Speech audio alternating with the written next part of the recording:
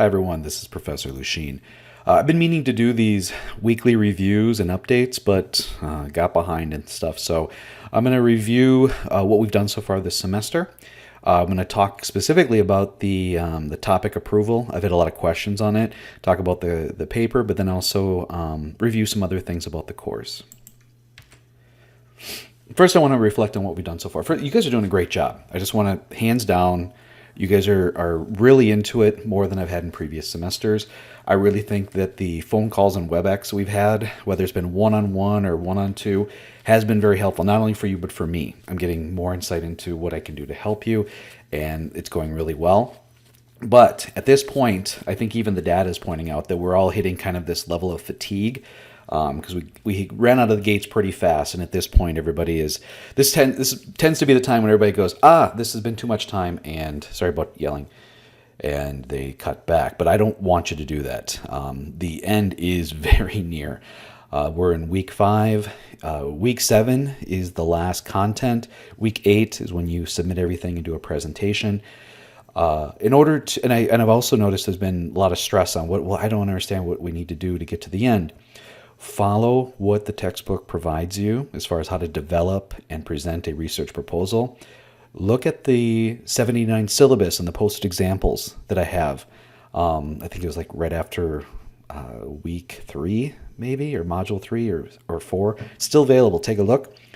And make sure that you have a primary set, not one or two, but a set of peer-reviewed articles and or government publications for your justification, context, and background. So there should be some primary work that you're always referring to, and that'll really help you.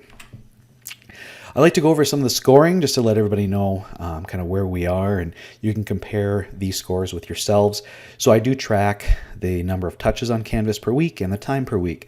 And you can see that here's module 1, here's module 2. So it went up, went down in module 3. That was interesting. And then came up a little bit in module 4. So you guys were a little bit more active in weeks 1 and 2. It kind of dulled back a little bit the previous. As far as time, we've got some of you are spending a lot of time. I didn't remove any outliers. And so week 1 or module 1 was the most amount of time. You guys are getting familiar with the website and probably me.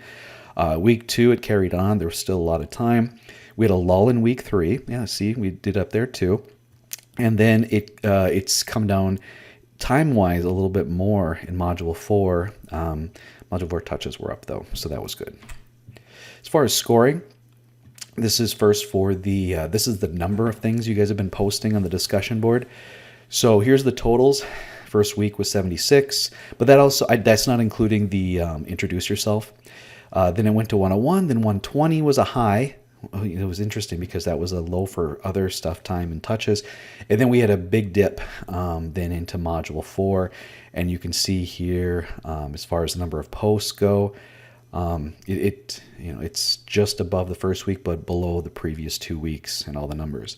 As far as scoring, it tends to reflect what we just went over. Average score for week 1 is 91.5, went up to 95.4. Went up to 96.5, and then it's slid back a little bit, and you can kind of see some of the other statistics. As far as reflection scoring per week, that's what you submit, reflection assignment. First week average was about 94. Then it went up to 100. Everybody did really well in module 2. Module 3 had a little bit of a dip, and then we're on another slide to module 4. As far as quizzes, got the scoring here. First week, you guys spent the most amount of time, probably getting used to it. Module 2, the lowest. But what's interesting as far as the scores go, there was a little bit of a dip in module 3, and I'm going to actually address that. I know which problem caused you guys the most amount of difficulty, but overall, pretty good scores. So here was the question that stumped everybody the most. Again, 62% answered it correctly.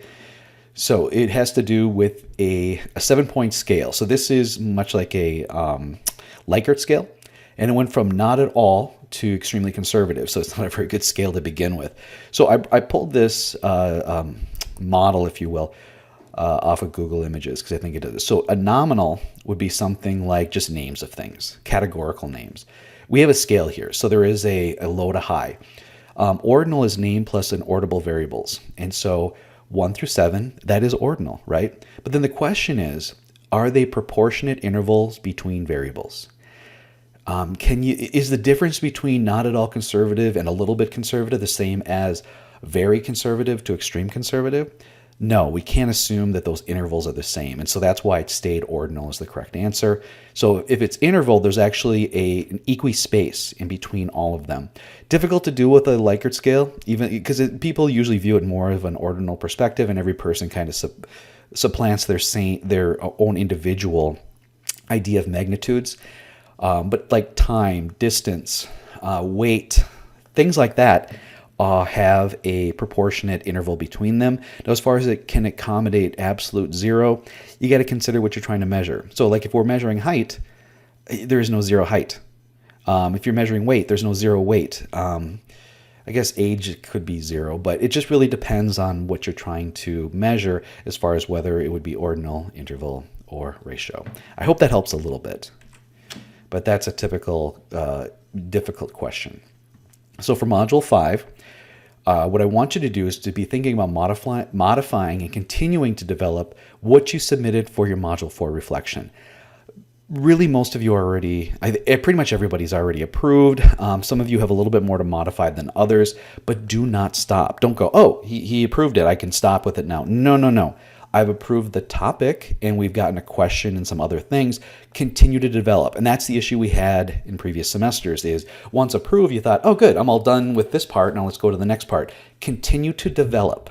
Continue developing, making sure you've got the right resources, really starting to think about specifically what questions can be answered. So therefore, what are you collecting as far as data? What are the variables? Who are you going to collect them from? Things like that. So now we're moving into the study design phase, as you well know. And so continue thinking about the final product. Okay, that's what I do when I try to talk to you.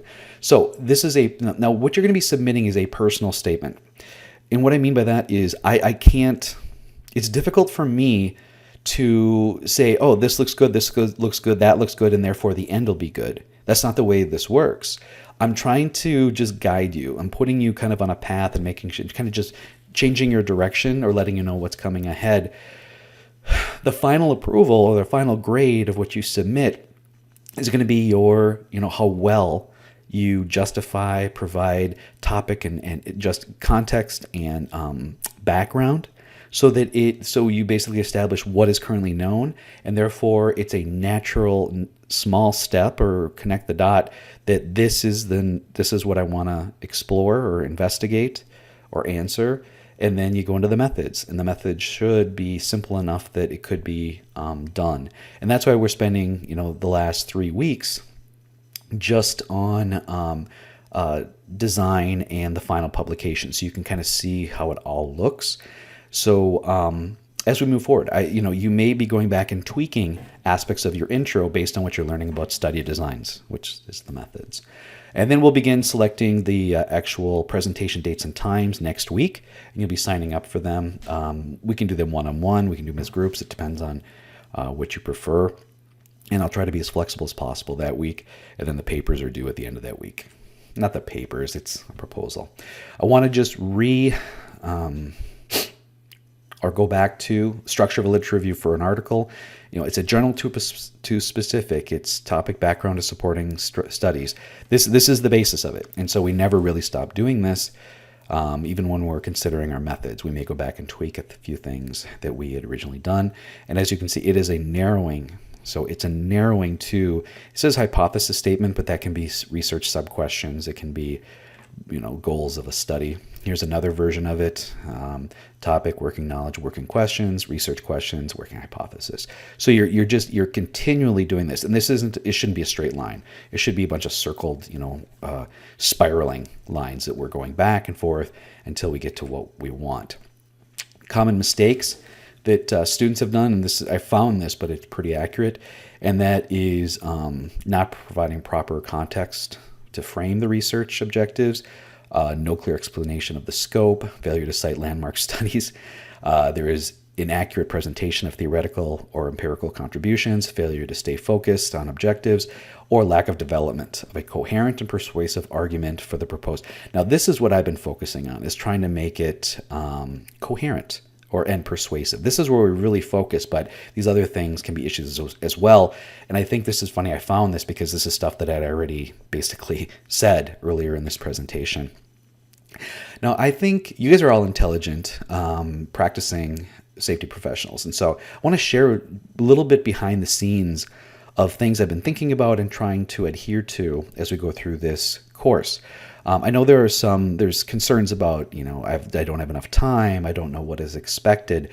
But what I'm having you do is actually experience what it's like to pursue research. And that is that you have to almost expect that what you're doing isn't right. But then you need to be aware of, or to measure, to compare, to know, to move forward, which direction to go. And I'm here as a mentor and a guide, of course, but I'm not here to pick you up and carry you across a certain step. You have to experience each step on the path, and that's what's most important.